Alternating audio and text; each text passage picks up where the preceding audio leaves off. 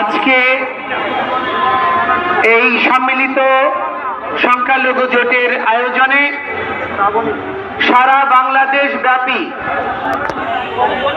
5ই আগস্টের পরে যে নির্মম নির্যাতন, মঠ মন্দিরে হামলা, ভাঙচুর, অগ্নিসংযোগ এবং লুণ্ঠন ঘটনা প্রবাহ অদ্যাবধি চলছে, রাষ্ট্রযন্ত্রে সনাতনী বা সংখ্যালঘুদেরকে যেভাবে টার্গেট করা হচ্ছে, এই সব ঘটনাবলীর নিরসন কল্পে বৈষম্যহীন একটি জাতি রাষ্ট্রে সনাতনীরা গর্বিত উত্তরাধিকার হিসেবে বেঁচে থাকার জন্য পরবর্তী প্রজন্মকে অনুপ্রেরণাদায়ী একটি সুন্দর দেশ উপহার দেওয়ার জন্য সম্মিলিত সংখ্যালঘু জোট আজকের যে সভা আহ্বান করেছে, এই সভায় আমি প্রথমে কৃতজ্ঞতা আবারে স্মরণ করতে চাই শ্রীমান ডক্টর মহানমব্রত ব্রহ্মচারীকে, যিনি প্রথম দেশ স্বাধীনের পরে উপলব্ধি করেছিলেন সমস্ত সন্ত সমাজ, সমস্ত শ্রেণী বর্ণের এক হওয়া ছাড়া এই বঙ্গভূমিতে সনাতনীরা যথার্থ স্বাধীনতা লাভ করতে পারবে না। এই জন্য তিনি সন্ত মহামণ্ডল করেছিলেন।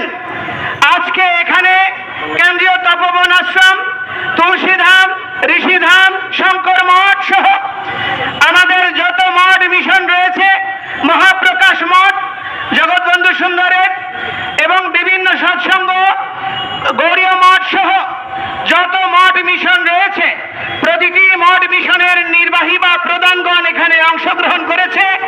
এই জন্য সংখ্যালঘু সম্মিলিত জোট এবং সনাতন জাগরণ মঞ্চ উভয় পটভূমি থেকে আমি সমস্ত সন্তদেরকে কৃতজ্ঞতা এবং প্রণাম নিবেদন করছি। এবং আজকে সমস্ত সনাতনী জনগোষ্ঠী শ্রেণী বৈষম্য ভুলে, মতদ্বৈততা ভুলে সমস্ত সংগঠন যে সম্মিলিত সংখ্যালঘু জোটের আহ্বানে এই কেন্দ্রীয় শহীদ মিনারে একীভূত হয়েছে, এই একীভূত হওয়াকে কৃতজ্ঞতা জানাচ্ছি। এবং আপনাদের এই উত্তরদায়িত্ব পালন করার জন্য আপনাদের পূর্বজরাও, আপনাদের পূর্বপুরুষরাও গর্বিত হবে বলে আমি দৃঢ় বিশ্বাস করি। আজকে আমরা বাঙালিরা এই বঙ্গভূমির সন্তান। একটা জিনিস মনে রাখবেন, পৃথিবীর আন্তর্জাতিক প্রতিটি সনদে ভূমিপুত্রদের স্পেশাল অধিকার রয়েছে। অথচ আজকে আমরা এই যে বঙ্গভূমি বাংলাদেশ বলছি, এই বঙ্গ শব্দটা আসছে কোত্থেকে? এই বঙ্গ শব্দটা এসছে হিরণ্যকশিপুকে বধ করে যেই ভগবান নৃসিংহদেব পৃথিবীর সিংহাসনে প্রহ্লাদ মহারাজকে বসিয়েছেন, তার দহিত্র মহারাজ বলি, যিনি শশগরা ত্রিভুবনের অধিপতি ছিলেন, সেই মহারাজ বলির পুত্র 5টি। তার পত্নী হচ্ছেন সুদেষ্ণা, যিনি হচ্ছেন এই প্রকৃত বঙ্গজননী। এই সুদেষ্ণার 5টি পুত্র অঙ্গ, বঙ্গ, কলিঙ্গ এবং শুম্র এবং পুণ্ড, এই 5 পুত্রের মধ্যে বঙ্গের নাম অনুসারে এই বঙ্গভূমি। আমরা সেই বঙ্গের উত্তরাধিকার। আমাদের এই ভূমি থেকে কেউ আমাদেরকে বিতাড়িত করার অপপ্রয়াস যারা করে এসেছে, তারা এতদিন ঘুমন্ত ছিল, চেতনাবিহীন ছিল। আর এই অবচেতন মনের কার্যক্রমের পরিণতি হচ্ছে আজকে সাধু সন্তরা 53 বছর পরে তারা রাস্তায় নেমে এসেছে। আমাদেরকে অনেকে প্রশ্ন করছে, আপনারা বিগত 15 বছর কোথায় ছিলেন? আমি আমাদের মাননীয় উপদেষ্টা বৃন্দ, আমাদের গণজাগরণের এই যুব আন্দোলনের যারা সমন্বয়ক বৃন্দ, বিভিন্ন রাজনৈতিক বৃন্দ, আপনাদেরকে আমি দেখিয়ে দিতে চাই 2012 সনে হাটহাজারীতে মন্দির ভাঙচুর হয়েছে, 25টা মন্দির। 2016 সনে হয়েছে, 18 সনে হয়েছে, 21 সনে রক্তাক্ত শারদ হয়েছে। সারা পৃথিবীর 154টি দেশে আন্দোলন হয়েছে, বাংলাদেশে আন্দোলন হয়েছে। আমরা সংস্কৃতি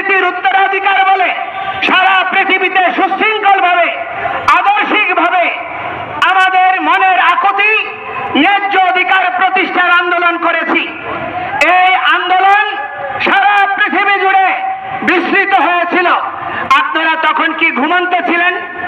আমরা কি আন্দোলন করিনি? ৭৩ সালে সারা দেশে একযোগে প্রতিমা ভাঙচুর হয়েছে, এই জন্য পূজা উদযাপন পরিষদ গঠিত হয়েছিল। আমাদের অর্পিত সম্পত্তি এবং ৯০-এর পরে সাম্প্রদায়িক দাঙ্গার পরিপ্রেক্ষিতে হিন্দু বৌদ্ধ খ্রিস্টান ঐক্য পরিষদ গঠিত হয়েছে। সমস্ত সংগঠনগুলো জন্মের পেছনে এক একটা আন্দোলন ভূমিকা রেখেছে। আজকে বহু প্রতিষ্ঠান হিন্দুদের মধ্যে গড়ে উঠেছে। অতিশয় লজ্জার বিষয়, অনেক ধর্মীয় প্রতিষ্ঠান অনেকে অরাজনৈতিক বলে নিজেদেরকে নিষ্ক্রিয় রাখছে। আমি তাদেরকে প্রশ্ন করতে চাই, কোনটা রাজনীতি? সনাতন ধর্মই বিশ্ব রাজনীতি শিখিয়েছে। এখনো আধুনিক রাষ্ট্রবিজ্ঞানের জনক বলা যায় এই কৌটিল্যের অর্থশাস্ত্রের প্রবক্তা চাণক্যদেবকে, যিনি সারা পৃথিবীতে রাষ্ট্রবিজ্ঞান শিখিয়েছে। এখনো বিশ্বের রাষ্ট্রবিজ্ঞান চাণক্যের আধুনিক রাষ্ট্র ব্যবস্থাপনার বাইরে আসতে পারেনি। এখনো মুদ্রা ব্যবস্থা এই তার প্রভাব রয়ে গিয়েছে। সেই চাণক্য থেকে শুরু করে প্রথিতযশা সমস্ত সন্তরা, মনীষীরা, রাজর্ষিরা রাজনীতি করেছে। রাজনীতি মানে হচ্ছে উত্তম নীতি। কিন্তু আজকে দুর্ভাগ্যের বিষয়, আমাদের বাংলাদেশের রাজনীতির নামে শুধুমাত্র ক্ষমতা দখল, অর্থ লোপাট এবং জনসাধারণকে শোষণ করা ছাড়া আর ভালো কিছু আমরা গত ৫৩ বছরে পাইনি। একটা জিনিস মনে রাখবেন, এই পরিণতি খুব ভালো দিকে যাচ্ছে না। আমরা একটি অসাম্প্রদায়িক বাংলাদেশের স্বপ্ন দেখার জন্য দেশ স্বাধীন করেছিলাম। সমস্ত হিন্দু, বৌদ্ধ, খ্রিস্টান, মুসলমান, সমস্ত উপজাতি সবার অংশগ্রহণে ৩০ লক্ষ শহীদের রক্তের বিনিময়ে, ২ লক্ষ নির্যাতিতের আত্মবলিদানে এই বাংলাদেশ স্বাধীন হয়েছে।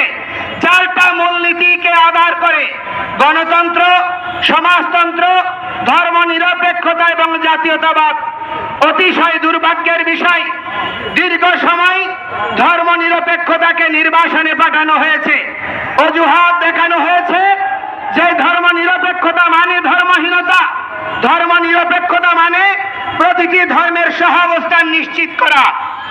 এই সত্যটি অনুধাবন করতে না পারার জন্য কেউ এইটি নির্বাসনে নেওয়ার প্রচেষ্টা করেনি। এটি বুদ্ধিদীপ্ত একটি প্রচারণা। বাংলাদেশে তথাকথিত সুশীল সমাজ, তথাকথিত জ্ঞানীরা এবং তথাকথিত কিছু মিডিয়ার যৌথ প্রচারণায় ধর্ম নিরপেক্ষতাকে ধর্মহীনতা হিসেবে উপস্থাপনের প্রচেষ্টা হয়েছে,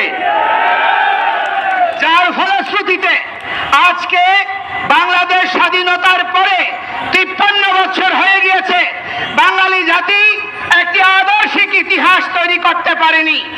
বাঙালি জাতি একটি প্ল্যাটফর্ম তৈরি করতে পারেনি।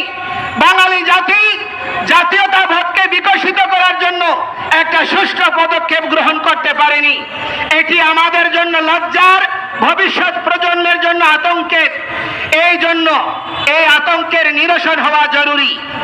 এবং আমি বলতে চাই যে দেখুন, আমরা ১৫ বছরের আপনাদের অপশাসন এবং এই দুর্বৃত্তপনার অবসান কল্পে আপনারা ছাত্র জনতার এই যে অভ্যুদয় হয়েছে, যে অভ্যুত্থান হয়েছে, তারপরে কোন স্বাধীন রাষ্ট্র একবার স্বাধীন হয়, বারবার স্বাধীন হয় না।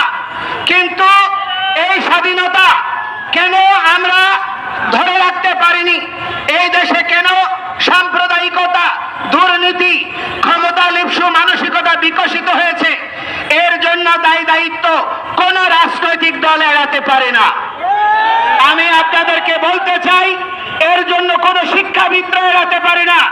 কারণ আমাদের প্রত্যেকের মধ্যে লেজুর বৃত্তির মানসিকতাই আজকের এই বিপর্যয় নিয়ে এসেছে। ছাত্র জনতাকে মাঠে নামতে হয়েছে। তো সেই স্বাধীনতা, যেই স্বাধীনতা আপনারা নতুন করে উপভোগ করতে চাইছেন, কাকে পরাধীন করে, কাকে পরাস্ত করে? যেই পরাস্ত করেছেন আসরিকতাকে, দুর্বৃত্তপনাকে, সেই দুর্বৃত্তপনা এখন দেশের প্রতিটি প্রান্তরে ছড়িয়ে পড়ছে। আজকে প্রতিটি সনাতনীরা, সংখ্যালঘুরা, পাহাড়িরা অনিরাপত্তার মধ্যে দিন অতিবাহিত করছে। আমাদের নিরাপত্তা নাই, হুমকি আসছে প্রতিটি মুহূর্তে। কিছুক্ষণ আগে জানলাম ভোলাতে সার্কুলার রোডে ধীরেন রায়ের পূজা কমিটির পূজা বন্ধ করে দেওয়া হয়েছে। বিভিন্ন জায়গায় পূজা বন্ধ করে দেওয়া হচ্ছে, প্রতিমা ভাঙচুর হচ্ছে, মঠ মন্দির ক্ষতিগ্রস্ত করছে, চাঁদাবাজি চলছে, শ্লীলতাহানি হচ্ছে। এখন প্রশ্ন হচ্ছে সংখ্যালঘু কারা?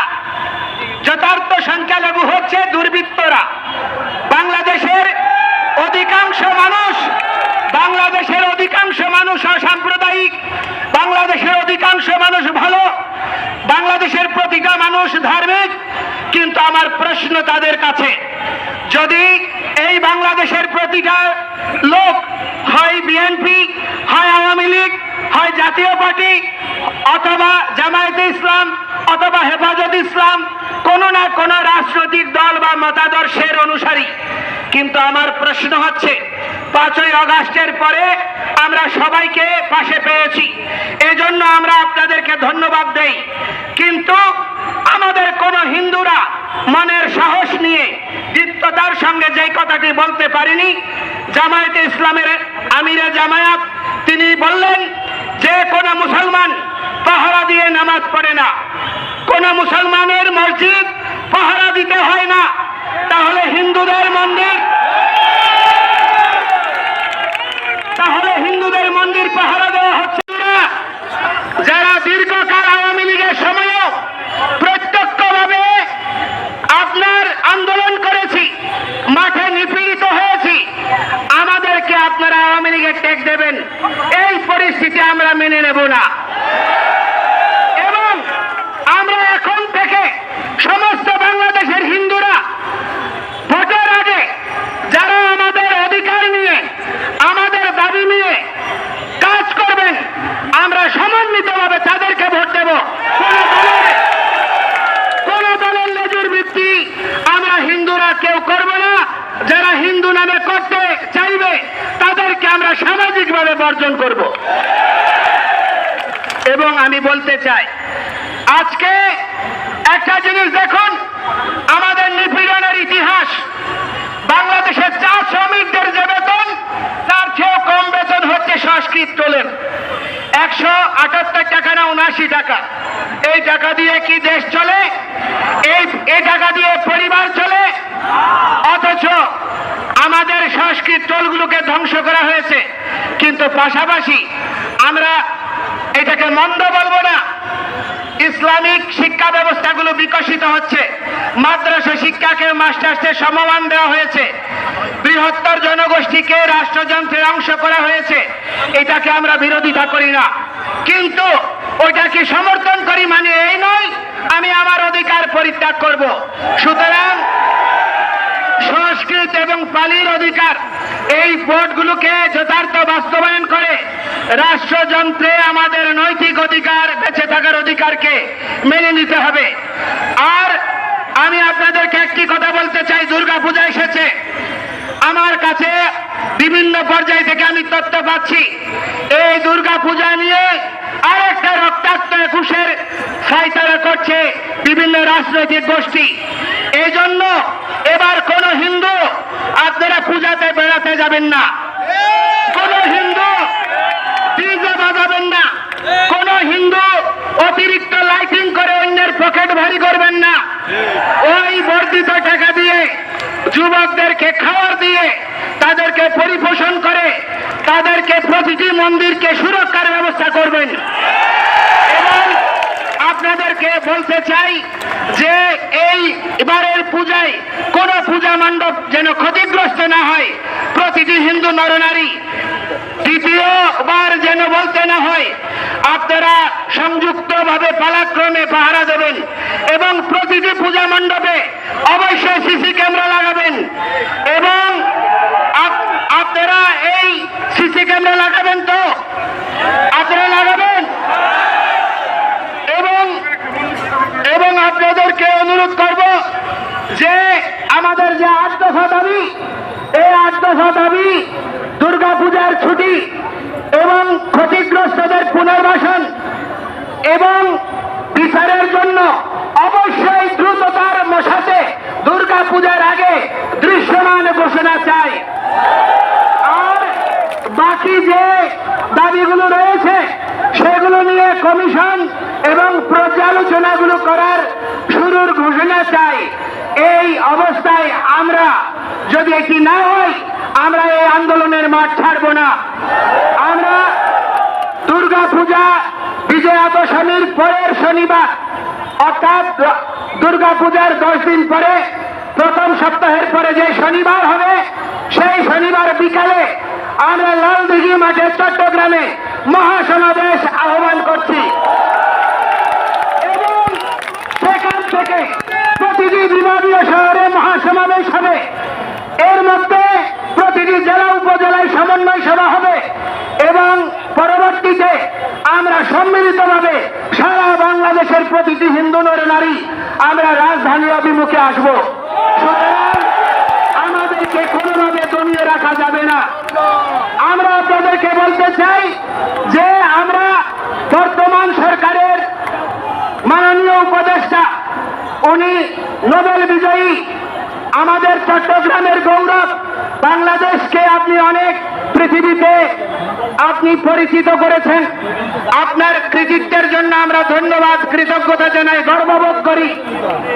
আমাদের উপদেষ্টা পরিষদে অনেক গুণী ব্যক্তিরা আছেন, আমরা আপনাদেরকে প্রশংসা করি। কিন্তু আপনার কাছে আমি বলতে চাই সারা পৃথিবীতে শান্তির বাতাস বয়েছেন, শান্তিতে নোবেল পেয়েছেন, কিন্তু বাংলাদেশি সংখ্যালঘুরা যদি নিরাপদ না থাকে এই শান্তি স্থায়ীভাবে বিপন্ন হবে। কারণ এই দেশ সাম্প্রদায়িক রাষ্ট্রে পরিণত হবে এবং এদেশের রাজনীতি আস্থা করে নিক্ষেপিত হবে। এই জন্য গণতন্ত্রের জন্য, সহাবস্থানের জন্য, প্রতিটি ধর্মাবলম্বীর বেঁচে থাকার, প্রতিটি সংস্কৃতির মানুষের বেঁচে থাকার অধিকারকে আপনি সমুন্নত করার দৃশ্যমান উদ্যোগ গ্রহণ করুন। আমরা আপনার সঙ্গে থাকব এবং প্রগতিশীল একটি দেশ বিনির্মাণে সনাতনীরাও বলিদান দিয়েছে, অতীতে ছাত্র আন্দোলনেও দিয়েছে, ভবিষ্যতেও দেবে। কিন্তু আমাদের ন্যায্য অধিকারকে, ন্যায্য দাবিকে, ন্যায্য আন্দোলনকে বিপদগ্রামী করবেন না, বিভ্রান্ত করবেন না। গতকাল একটা ইউটিউব চ্যানেলে বলেছে ধর্মীয় উস্কানি দিয়ে সারা দেশে দাঙ্গা লাগানো হবে। আজকের সমাবেশে আওয়ামী লীগের প্রেতাত্মারা নাকি টাকা খরচ করেছে, আজকে সেই রকম কিছুই হয়নি। আমি বলতে চাই এই ইউটিউব চ্যানেলের বিরুদ্ধে সরকার ব্যবস্থা গ্রহণ না করলে আমরা স্বরাষ্ট্র মন্ত্রণালয় ঘেরাও করতে যাব। আপনাদেরকে পরিশেষে অনুরোধ করব, ঐতিহাসিক শঙ্খনিধি মন্দির এটি ওয়ারিতে রয়েছে, আমাদের ঐতিহ্যের স্মারক, সেটি দখল করা হচ্ছে ভূমিদস্যুরা। আমি অনুরোধ করব আপনারা সকলে সেই প্রতিষ্ঠান উদ্ধারের জন্য, দুর্গাপূজা করার জন্য সেখানে যথাযথ ব্যবস্থা গ্রহণ করবেন।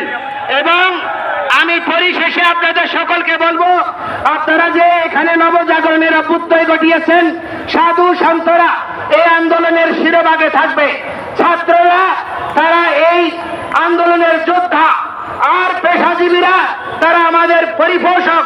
আমরা সম্মিলিতভাবে এগিয়ে যাব, কোনো বিভক্ত হওয়ার সুযোগ আর দেওয়া হবে না। কোনো